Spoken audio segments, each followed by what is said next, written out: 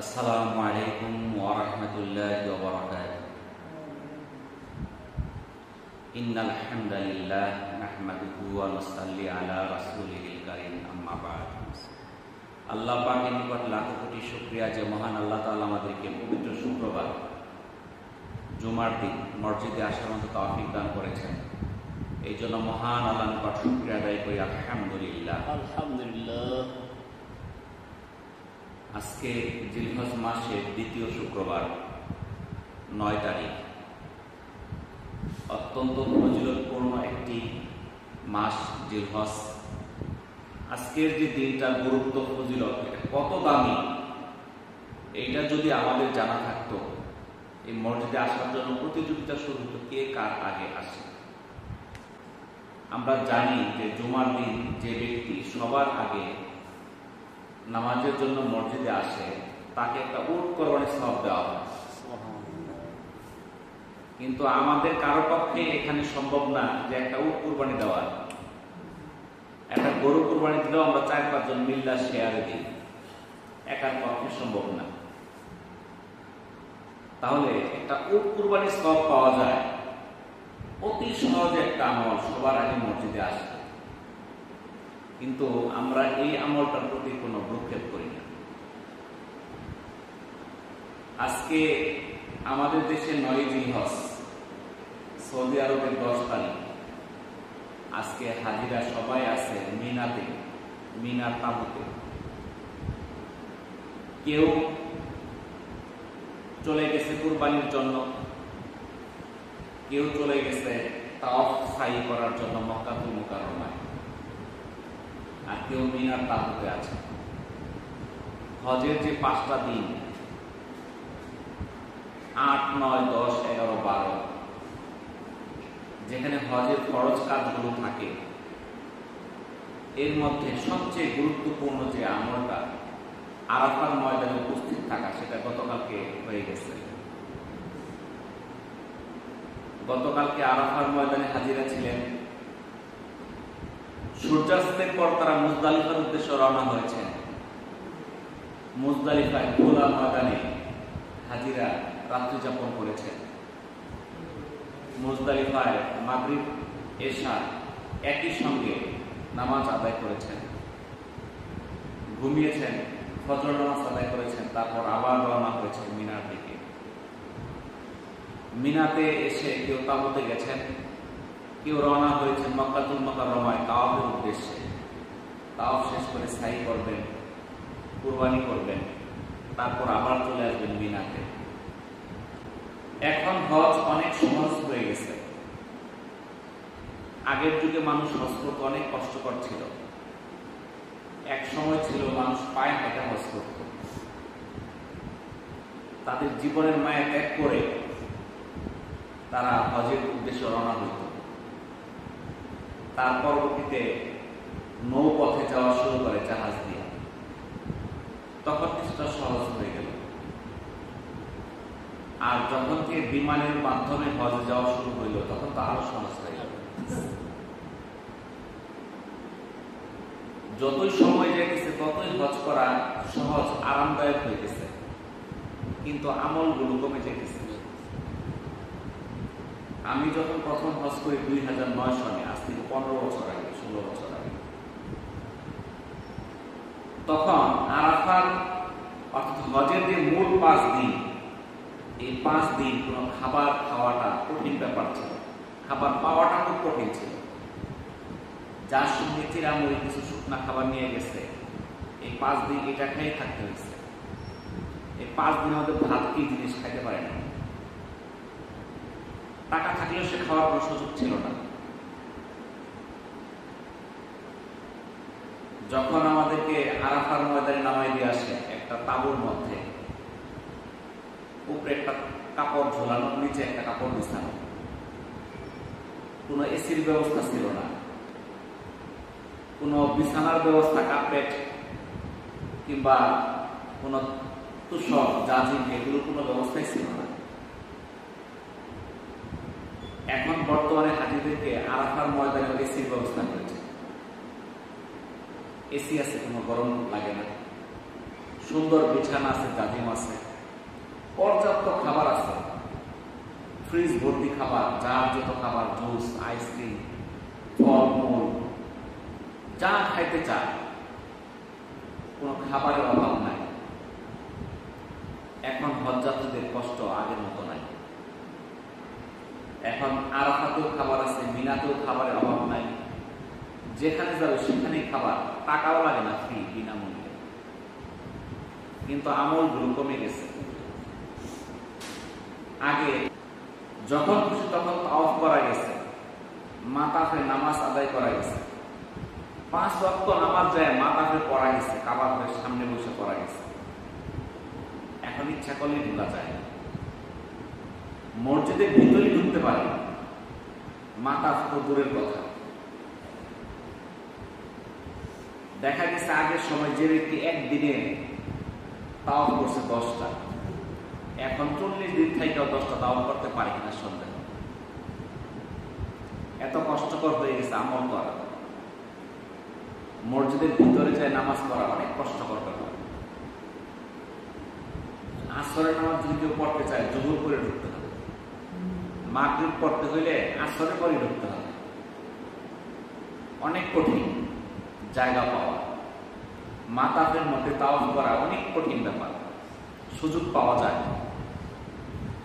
তাহলে এই যে হজ একটা গুরুত্বপূর্ণ ইবাদত, আল্লাহ তাআলা বলেন, আর আল্লাহর উদ্দেশ্যে এই গৃহের হজ করা ওই ব্যক্তির উপর ফরজ করা হলো যার এখানে আসার সামর্থ্য রয়েছে।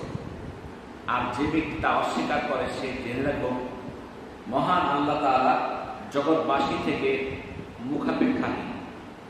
সূরা আল ইমরান আয়াত 97। ইবনে ওমর রাদিয়াল্লাহু তাআলা আনহু থেকে বর্ণিত, তিনি বলেন রাসূলুল্লাহ সাল্লাল্লাহু আলাইহি সাল্লাম বলেছেন, ইসলাম 5টি স্তম্ভের উপর প্রতিষ্ঠিত।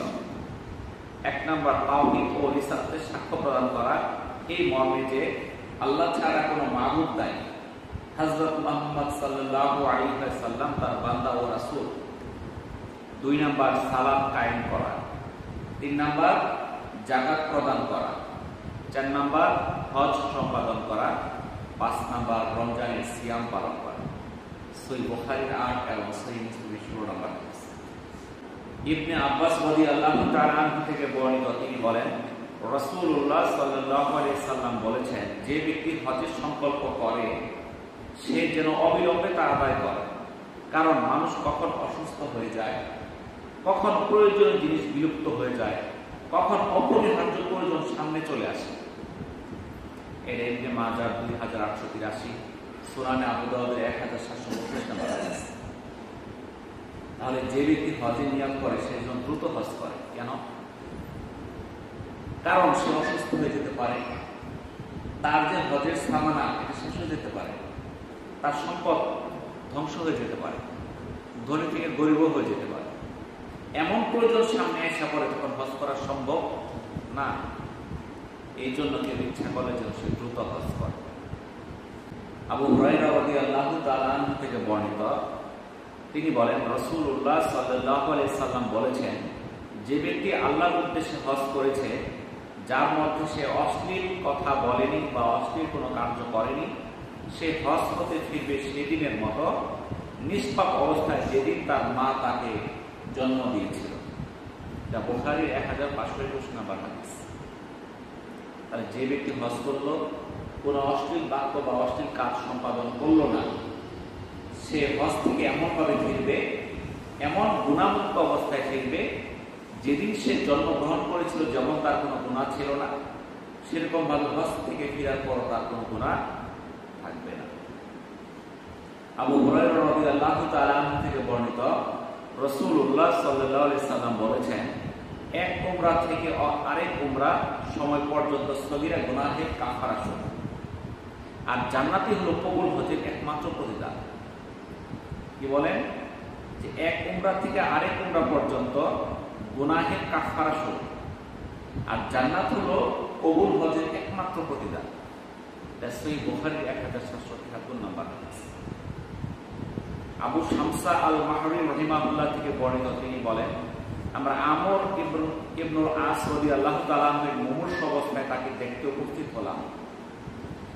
তখন তিনি দীর্ঘ সময় ধরে কাঁদলেন এবং দেয়ালের দিকে মুখ ফিরিয়ে রাখলেন। এরপর তিনি বললেন, আল্লাহ, যখন আমার অন্তরে ইসলামের অনুরাগ সৃষ্টি করে দিলেন, তখন আমি রাসূলুল্লাহ সাল্লাল্লাহু আলাইহি সাল্লামের নিকটে উপস্থিত হয়ে অনুরোধ জানালাম যে আমার ডান হাত বাড়িয়ে দিন, যাতে আমি বায়াত গ্রহণ করতে পারি। রাসূলুল্লাহ সাল্লাল্লাহু আলাইহি ওয়াসাল্লাম তার ডান হাত বাড়িয়ে দিলেন, কিন্তু আমি আমার হাত গুটিয়ে নিলাম। তখন রাসূলুল্লাহ সাল্লাল্লাহু আলাইহি সাল্লাম জিজ্ঞাসা করেন, কি ব্যাপার হে আমর? আমি বললাম, আমি শর্ত করতে চাই। তিনি বললেন, কি শর্ত করতে চাও? আমি বললাম, আল্লাহ যেন আমার পিছনে সব গুনাহ মাফ করে দেন। রাসূলুল্লাহ সাল্লাল্লাহু আলাইহি সাল্লাম বললেন, হে আমর, তুমি কি জানো না, ইসলাম তার পূর্বেকার সকল পাপ বিদূরিত করে দেয় এবং হিজরত তার পূর্বেকার সকল কিছুকে বিনাশ করে দেয়। একইভাবে হজ তার পূর্বের সব কিছুকে, সকল গুনাহকে ধ্বংস করে দেয়। এটা সহিহ মুসলিমের 121 নাম্বার, ইবনুল হিব্বানের 15 নম্বর হাদিস। তাহলে কি কি তার পিছনে গুনাহকে মাফ করে দেয়? যদি কেউ মুসলমান হয়, মুসলমান হলে অমুসলিম অবস্থায় তার যত গুনাহ ছিল আল্লাহ তাআলা মাফ করে দেয়। যখন মানুষ হিজরত করে, আল্লাহ রাসূলের সাথে যারা মক্কা থেকে মদিনায় গিয়েছিল, যারা হিজরত করেছিল, আল্লাহ তাআলা তাদের পিছনে গুনাহগুলো মাফ করে দিয়েছেন। আর যারা হজ করবে, এই হজের বিনিময়ে আল্লাহ তাআলা তার পিছনে গুনাহগুলো মাফ করে দিবেন। আব্দুল্লাহ ইবনে মাসউদ রাদিয়াল্লাহু তাআলা আনহু থেকে বর্ণিত, তিনি বলেন, রাসূলুল্লাহ সাল্লাল্লাহু আলাইহি সাল্লাম বলেছেন, তোমরা হজ ও উমরার মধ্যে ধারাবাহিকতা বজায় রাখো, কেননা এই দুটি মুমিনের দারিদ্রতা এবং গুনাহকে দূর করে দেয়। যেমন কামারের কাপড় লোহা, স্বর্ণ ও রৌপ্যের ময়লা দূর করে দেয়। আর কবুল হজের প্রতিদান জান্নাত ব্যতীত আর কিছুই না। এর তিরমিজির 810 নম্বর, নাসাই 2660 নম্বর হাদিস। অর্থাৎ আমরা কামারকে দেখি লোহাকে গরম দিয়ে হাতুড়ি দিয়ে বাড়ি দেয়, এতে কি হয়? ময়লাগুলো বের হয়ে যায়। যারা উমরার পর উমরা করবে, হজের পর হজ করবে, এর বিনিময়ে আল্লাহ তাআলা বান্দার থেকে দুইটা জিনিস ধ্বংস করে দিবে। একটা হলো তার গুনাহগুলো ধ্বংস হয়ে যাবে, 2 নাম্বার তার দারিদ্রতা শেষ হয়ে যাবে। কিন্তু আজকে আমরা মনে করি হজ করলে এত টাকা লাগবে, একটু গরিব হয়ে যাবে, আমার পোলাপান কি করে খাবো, না খায় মরবো, এই চিন্তা করি। কিন্তু আল্লাহ রাসূল যে বলে গেছেন, যারা হজ করবে তাদের দারিদ্রতা দূর হয়ে যাবে, তাদের দারিদ্রতা থাকবে না। কিন্তু আমাদের এই কথার প্রতি ইয়াকিন নাই, বিশ্বাস নাই।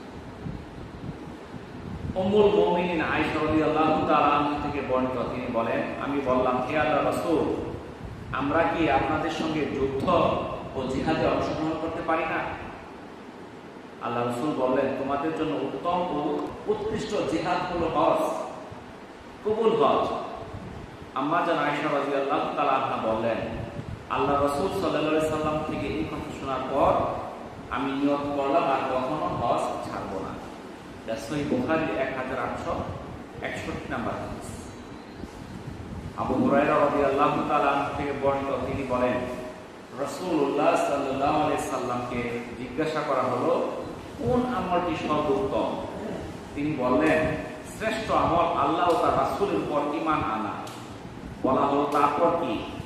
তিনি বললেন, আল্লাহর রাস্তায় জিহাদ করা।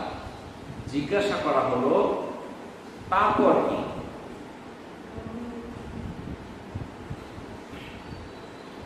আবু হুরায়রা রাদিয়াল্লাহু তাআলা আনহু থেকে বর্ণিত, রাসূলুল্লাহ সাল্লাল্লাহু আলাইহি সাল্লাম বলেন, হাদিসটা আমরা মনোযোগ সহকারে শুনি। আবু হুরায়রা রাদিয়াল্লাহু তাআলা আনহু থেকে বর্ণিত, রাসূলুল্লাহ সাল্লাল্লাহু আলাইহি সাল্লামকে জিজ্ঞাসা করা হলো, কোন আমলটি সর্বোত্তম? আল্লাহ রাসূল বলেন, শ্রেষ্ঠ আমল হলো আল্লাহ ও তার রাসূলের উপর ঈমান আনা। বলা হলো, তারপর কোনটি? তিনি বললেন, আল্লাহর রাস্তায় জিহাদ করা। জিজ্ঞাসা করা হলো, তারপর কি? তিনি বললেন, কবুল হজ। সহিহ বুখারী 1519 নম্বর হাদিস। আবু হুরায়রা রাদিয়াল্লাহু তাআলা আনহু থেকে বর্ণিত, তিনি বলেন, রাসূলুল্লাহ সাল্লাল্লাহু আলাইহি সাল্লাম বলেছেন, আল্লাহর মেহমান হলো 3টা দল। 1, আল্লাহর রাস্তায় যুদ্ধকারী, 2, হজকারী, 3 উমরাকারী, এটা নাসাই 2625 নাম্বার হাদিস। তাহলে হাজিদের এত সম্মান, এত ফজিলত, যারা আজকে মক্কাতুল মুকাররমায় আছে তারা কতই না সৌভাগ্যবান। যারা গতকালকে আরাফাতে ছিল, আজকে সেখান থেকে তারা চলে আসবে মিনাতে, তারা কতই না ভাগ্যবান, তারা মহা সৌভাগ্যবান, যেখানে তারা এই পবিত্র হজ করার মতো তৌফিক পেয়েছে। আল্লাহ তাআলার কাছে আমরাও চাই আল্লাহ তাআলা যেন আমাদেরকে আবার সেখানে যাওয়ার তৌফিক দান করে। আমরা যারা যাইতে পারি নাই তারাও যেন সেই পবিত্র মক্কাতুল মুকাররমা মদিনাতুল মুনাওয়ারা দেখে একটা চোখকে আমরা জোড়াইতে পারি। আল্লাহ তাআলা আমাদের এই নিয়তকে কবুল করুন। আজকে 9 জিলহজ, আগামীকালকে 10 জিলহজ আমাদের দেশে পবিত্র ঈদুল আজহা। তো পবিত্র ঈদুল আজহা সম্পর্কে আমাদের কিছু আমল আছে, আমলগুলো আমি সংক্ষেপে বলে দিতেছি। ঈদের দিনে প্রথম আমল হইল সকাল সকাল ঘুম থেকে ওঠা। আমরা কি বলবো, আগামীকালকে সকাল সকাল ঘুম থেকে উঠবো, কিন্তু আমাদের মধ্যে অনেকে আছে ঈদের দিন কাম কাজ নাই, 10টা পর্যন্ত ঘুমাই। কিন্তু সুন্নাত কি? সকাল সকাল ঘুম থেকে ওঠা।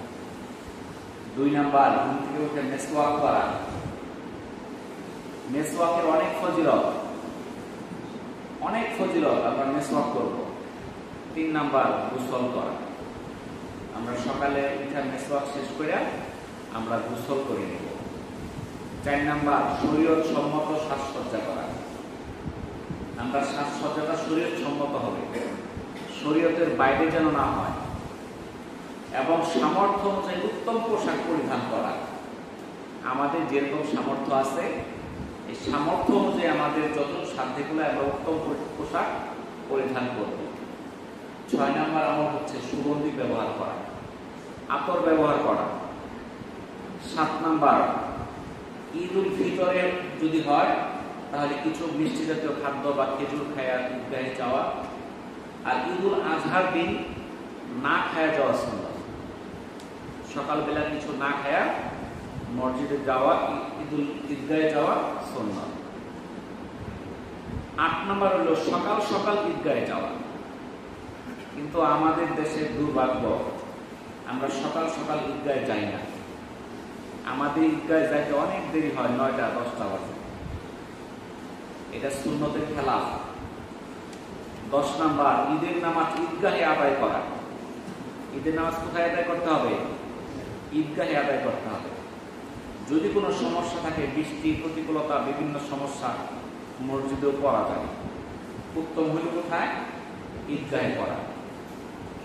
আল্লাহ রাসূল মসজিদে নববীতে নামাজ আদায় করতেন, কিন্তু ঈদের নামাজ পড়তেন কোথায়? মসজিদে নববী থেকে একটু দূরে, যেখানে একটা মসজিদ নির্মাণ করা হচ্ছে, মসজিদে গামামা। সেখানে আল্লাহ রাসূল এই ঈদের নামাজ আদায় করতেন খোলা ময়দানে। তাহলে মসজিদ থাকা সত্ত্বেও খোলা ময়দানে নামাজ আদায় করা এটা সুন্নাত। 11 নাম্বার, যে রাস্তায় ঈদগাহে যাওয়া হবে আসার সময় ভিন্ন পথ ব্যবহার করা। আমরা যেদিক দিয়ে যাব একটু ভিন্ন পথ দিয়ে আসার চেষ্টা করব। 12 নাম্বার সুন্নাত হলো পায়ে হেঁটে ঈদগাহে যাওয়া। আমরা কি যাব? পায়ে হাঁটা যাওয়ার চেষ্টা করবো। আমরা যদি সকাল সকাল রওনা হই তাহলে ঈদগাহে কি হাঁটা যাওয়া যাবে না? 13 নাম্বার, ঈদের যাওয়ার সময় তাকবীর পড়তে থাকা। আল্লাহু আকবার, আল্লাহু আকবার, লা ইলাহা ইল্লাল্লাহ, আল্লাহু আকবার, আল্লাহু আকবার, ওয়ালিল্লাহিল হামদ। এই তাকবীর পাঠ করতে করতে যাওয়া। 14 নাম্বার সুন্নাত হলো ঈদগাহে শিশুদের নিয়ে যাওয়া। আমরা আমাদের বাচ্চাদেরকে আমরা ঈদগাহে নিয়ে যাব। 15 নাম্বার, ঈদের দিন শুভেচ্ছা বিনিময় করা। আমরা শুভেচ্ছা বিনিময় কিভাবে করি? ঈদ মোবারক। ঈদ মোবারক বলা কিন্তু সুন্নাত না। এটা বললে পাপ হবে এমন কিছু না, কিন্তু যদি সব পাইতে চান তাহলে বলতে হবে তাকাব্বালাল্লাহু মিন্না ওয়া মিনকুম। যদি এটা বলেন তাহলে সুন্নাত আদায় হবে। তাকাব্বালাল্লাহু মিন্না ওয়া মিনকুম, আল্লাহ আমার ও আপনার যাবতীয় ভালো কাজ কবুল করুন। তাহলে ঈদ এই শুভেচ্ছা বিনিময় করাও সুন্নাত। 16 নাম্বার ঈদের খুতবা শ্রবণ করা, 17 নাম্বার ঈদগাহ থেকে ফিরে এসে ঘরের মধ্যে 2 রাকাত নফল নামাজ আদায় করা, এটাও সুন্নাত। আবু সাঈদ খুদরি রাদিয়াল্লাহু তাআলা আনহু থেকে বর্ণিত, তিনি বলেন নবী করিম সাল্লাল্লাহু আলাইহি সাল্লাম ঈদের নামাজের আগে কোনো নামাজ পড়তেন না, তবে নামাজ পড়ে ঘরে ফিরে 2 রাকাত নামাজ আদায় করতেন। এটা সুনানে ইবনে মাজার 1293 নাম্বার হাদিস। আর ঈদের যে রাত্রটা, আজকের যে রাত্রটা, এই রাত্রটা কিন্তু অনেক ফজিলত। হযরত আবু উমামা রাদিয়াল্লাহু তাআলা আনহু বর্ণনা করেন, নবী করিম সাল্লাল্লাহু আলাইহি সাল্লাম বলেন, যে ব্যক্তি 2 ঈদের রাতে আল্লাহর নিকট সওয়াব প্রাপ্তির নিয়তে ইবাদত করবে, তার হৃদয় সেদিনও জীবিত থাকবে যেদিন সকল হৃদয়ের মৃত্যু ঘটবে। এটা ইবনে মাজাহ 1782 নাম্বার হাদিস। তাহলে ঈদের রাত্রিতে ইবাদত করা অত্যন্ত ফজিলতপূর্ণ একটা আমল। কিন্তু আমরা ঈদের রাত্রে আমরা হাসি ঠাট্টা আনন্দের মধ্যে আমরা কাটাই, ইবাদত করতে ভুলে যাই। আল্লাহ তাআলা যেন জিন আর ইনসানকে যে সৃষ্টি করার উদ্দেশ্যটাই হলো কি ইবাদত করা। আমাদেরকে কি উদ্দেশ্যে সৃষ্টি করছে? আল্লাহর ইবাদতের জন্য। কিন্তু আমরা ভুলে গেছি। আমরা মনে করি যে আল্লাহ তাআলা আমাদেরকে সৃষ্টি করছে ঘর সংসার করার জন্য, ব্যবসা বাণিজ্য করার জন্য, পেট কামা করার জন্য, টাকা পয়সা ইনকাম করার জন্য। এটা আমরা মনে করি যে এই জন্যই আমাদেরকে সৃষ্টি করছে। সৃষ্টির উদ্দেশ্যই আমরা জানি না।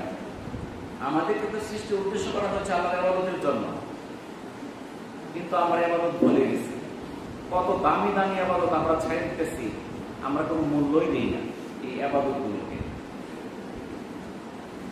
আল্লাহ রাসূল বলেছেন, যে ব্যক্তি আরাফার দিন রোজা রাখবে, এর বিনিময়ে তার পিছনের 1 বছর গুনাহ মাফ, সামনের 1 বছর গুনাহ মাফ।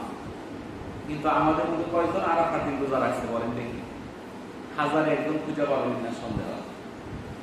তাহলে তার নেক আমল প্রতি কোনো আগ্রহ আছে নাকি? আগ্রহ তো নাই আমাদের। আমরা আজকে শুক্রবার জুমার নামাজ যদি না আসি, মানুষে কি বলবে? যা মসজিদে যাই। কিন্তু আমার যে নামাজের আগ্রহ সেটা যদি থাকতো, তাহলে তো মসজিদ আজকে লুকিয়ে করানো থাকতো। তো আগামীকালকে পবিত্র কুরবানির দিন, ঈদুল আজহার দিন। ঈদুল আজহার দিন সবচেয়ে বড় ইবাদত হচ্ছে কুরবানি করা, যাদের পক্ষে সম্ভব কুরবানি করা। তো কুরবানি করা ফরজ না ওয়াজিব বলেন তো দেখি? কুরবানি করা হলো একটা ওয়াজিব ইবাদত। আবার ঈদের দিন ঈদগাহে নামাজ পড়া, এটা কি? এটাও ওয়াজিব। কিন্তু আমাদের 5 ওয়াক্ত নামাজ পড়া, এটা কি? ফরজ। আমরা ওয়াজিব আদায় করতে যাই অনেকেই ফরজ ত্যাগ করি, মানে ফরজকে ছেড়ে দিই আমরা ওয়াজিবের জন্য।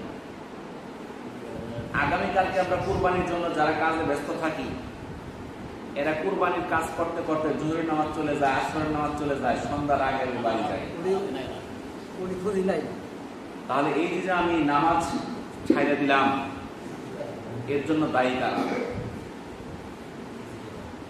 এর জন্য দায়ী আমি নিজে, পাশাপাশি আমাদের সমাজ ব্যবস্থা হলো দায়ী। কি জন্য দায়ী? আমাদের দেশে ঈদের নামাজের জন্য সামিয়ানা করে না? কেন করে? রোদ লাগবে। এই সামিয়ানা দিয়া 9টা, 10টা, 11টার সময় নামাজ পড়া হয়। নামাজের টাইম দেওয়া হয় 9টায়। আলোচনা, বিভিন্ন নেতার বক্তব্য, বিভিন্ন কালেকশন, এইটা সেটা করতে করতে 11টা, 11:30 বাজে নামাজ শেষ হইতে। নামাজ শেষ করে আস্তে আস্তে বাড়িতে বাজে 12টা। ক্ষুধা লেগে যায়, খায় দেয়, কুরবানি শুরু করে 1টায়, হয়ে যায় সন্ধ্যা। তার জোহর, আসর, মাগরিব কোনো নামাজের খবর নাই। ঈদের নামাজ, বিশেষ করে এই বড় ঈদের নামাজ কেন 10টার সময় হবে? কারণটা কি? কি জন্য 10টায় করতে হবে? অলসতা না, এর পিছনে কারণ আছে। তার তো মানুষ কম হবে। যেখানে মানুষ হয়তো 20,000, ওখানে হবে 10,000। যদি ইমাম সাহেব বলতো 7টার সময় নামাজ পড়া সুন্নাত, করেন, কেউ আসলে আসুক, না আসলে না আসুক। যাদের পড়ার নিয়ত আছে তারা 7টায় আসবে। কি বলেন? যাদের নিয়ত আছে তারা 7টায় করবে। আর যারা 10টায় আসে, ওরা তো ফজরই পড়ছে না, ওরা আবার কিসের ঈদের নামাজ? ওই তো ঘুমোর থেকে উঠছে 9টার সময়। ওর ঈদের নামাজের দরকার আছে নাকি? দরকার নাই। যে ফজর ছেড়ে দিল ওর আবার কিসের ঈদ, ওর কিসের ঈদের নামাজ? তাহলে ওই রকম মুসল্লি তো ঈদগাহ দরকার নাই। আল্লাহ রসুল বলছে যে ব্যক্তির কুরবানি ফরজ ওয়াজিব হওয়া সত্ত্বেও সে কুরবানি করলো না, সে যেন ঈদগাহের কাছেও না আসে। তাহলে কত বড় ধমকি দিচ্ছে। কুরবানি ওয়াজিব হওয়া সত্ত্বেও কুরবানি করে নাই, সে যেন ঈদগাহের কাছেও না আসে। তাহলে যে ফজর করছে না, কুরবানির ছেলে দামি না কম দামি? আরো বেশি দামি। তাহলে ওর ঈদগাহ যাওয়া কি জায়েজ? ওর মতো মুসল্লি দরকার নাই। আসলে আসুক, না আসলে না আসুক, টাইম মতো নামাজ হবে। মুসল্লি যারা আসবে তারা নামাজ হবে। যদি 7টার সময় জামাত হয়, বাড়িতে আয়সা পড়বে 8টার মধ্যে। আয়সা কুরবানি শুরু করবে, সে 1টার মধ্যে কুরবানি শেষ, সে নামাজ পড়তে পারবে, কোনো সমস্যা হবে না।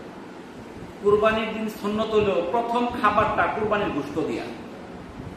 এখন আপনি 12টার সময় কুরবানি করছেন, রামতে 10টা, এটা তো রোজাও না যে আপনি সেহরি খাইছেন। আপনি সারাদিন কাজ করবেন কেমনে? আর কুরবানি ওই সুন্নত কি আদায় হবে? আদায় তো হবে না। আর যদি আপনি সুন্নত আদায় করেন, সকাল 8টার সময় কুরবানি দেন, তাইলে কিন্তু আপনি ঠিকই দুপুর বেলা খাইতে পারবেন। আপনি না খাই দুপুর বন্ধু থাকতে পারবেন, ঠিক আছে না? জোর করতে পারবেন। কিন্তু এই যে আমরা একটা অপসংস্কৃতি শুরু করছি, আমাদের ইসলামের মধ্যে যে বিভিন্ন অপসংস্কৃতি বাপ দাদার আমল থেকে চলে আসতেছে, আমরা দেখতে আছি, কিন্তু এটা নিয়ে আমরা কেউ কথা বলি না। এটা বললে আমাদের সমস্যা। কিন্তু সুন্নত ছুটে গেছে, আমরা সুন্নতকে দাম দিতেছি না। আমরা মনে করি দাঁড়িয়ে টুপি রাখলে সুন্নত হয়ে গেল, আর কোনো সুন্নত দরকার নাই। আরো যে সুন্নত আছে, ওই সুন্নতের প্রতি আমাদের খেয়াল নাই। আমরা খেলায় খেলায় সুন্নত গুলোকে আমরা ছেড়ে দিতেছি। ঈদের দিন যে সকাল সকাল ঈদের নামাজ আদায় করার সুন্নত আমরা ছেড়ে দিতেছি। কুরবানির দিন কুরবানি গোশত দিয়া প্রথম খাবার খাওয়া সুন্নত, এটা আমরা ছেড়ে দিতেছি। শুধুমাত্র কিসের জন্য? আমাদের দুনিয়াবী উদ্দেশ্যের জন্য। আখিরাতের উদ্দেশ্য এখানে নাই যে আমি দেরি করে পড়লে সব হবো, এই উদ্দেশ্যে, এই উদ্দেশ্য না। আমার ব্যক্তিগত স্বার্থের জন্য আমি ঈদের নামাজ দেরি করে পড়তেছি, আমি সুন্নতকে ধ্বংস করে দিতেছি, বিলীন করে দিতেছি। আমাদের এখান থেকে ফিরে আসতে হবে। এখানে দেখা গেল এই এলাকার 10 জন লোক কুরবানি দিচ্ছে, কিন্তু এই কুরবানির সঙ্গে আরো 10-100 জন লোক নিয়োজিত আছে। ওরা কুরবানি দিচ্ছে না, কিন্তু ওরা কি করতেছে? ভাগাবন্ট করতেছে, আরেকজনকে সহযোগিতা করে দিতেছে। এই যে 1-150 লোক এখানে নিয়োজিত আছে, তাদের নামাজগুলো ছুটে যেতেছে। এটার জন্য দায়ী কারা? এটার জন্য দায়ী হলো ঈদগাহের যারা কর্তৃপক্ষ, যারা দেরি করে নামাজ পড়ে। আর আগামীকালকে কুরবানির দিন, যারা কুরবানি করবেন, কুরবানি সংক্রান্ত অনেকগুলো মাসালা আছে। অনেকেই জিজ্ঞাসা করেন কুরবানির মধ্যে এই আকিকা দেওয়া যাবে কিনা। এখন আকিকার সঠিক বিধানটা জানিয়ে নেবেন। একটা হলো জায়েজ, একটা উত্তম। একটা হলো জায়েজ আর একটা উত্তম। বালাগুনটা উত্তমটা আমাদের বেছে নিতে হবে। তো এরকম ভাবে আকিকার যে বিধানটা, আকিকার বিধান হলে দিতে হবে জন্মের 7 দিনের দিন।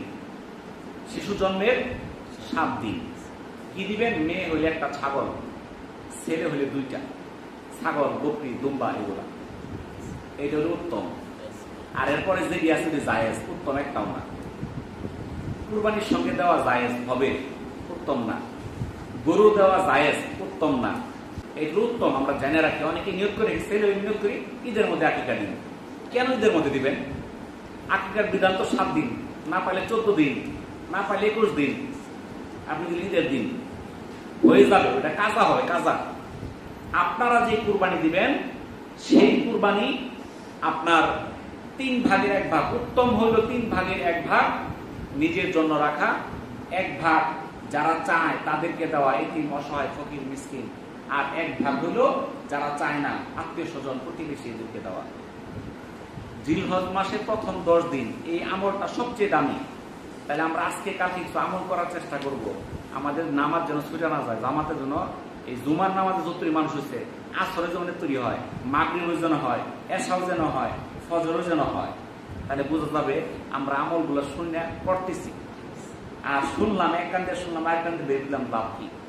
আর এই যে আজকে ফজর থেকে 13 জিলহজ আসর পর্যন্ত প্রত্যেক ফরজ নামাজের পর বলতে হবে আল্লাহু আকবার, আল্লাহু আকবার, লা ইলাহা ইল্লাল্লাহু, আল্লাহু আকবার, আল্লাহু আকবার, ওয়ালিল্লাহিল হামদ। এটা পুরুষদের জন্য উচ্চ স্বরে এবং মেয়েদের জন্য, মহিলাদের জন্য নিম্নস্বরে পড়া ওয়াজিব। তাহলে আমরা 5 ওয়াক্ত নামাজের পর এটা করব, বাড়িতেও বলে দিব। আল্লাহ তাআলা আমাদেরকে আমল করার তৌফিক দান করুন। ওয়া আখিরু দাওয়ানা আলহামদুলিল্লাহি রাব্বিল আলামিন। আসসালামু আলাইকুম ওয়া রাহমাতুল্লাহি ওয়া বারাকাতুহু।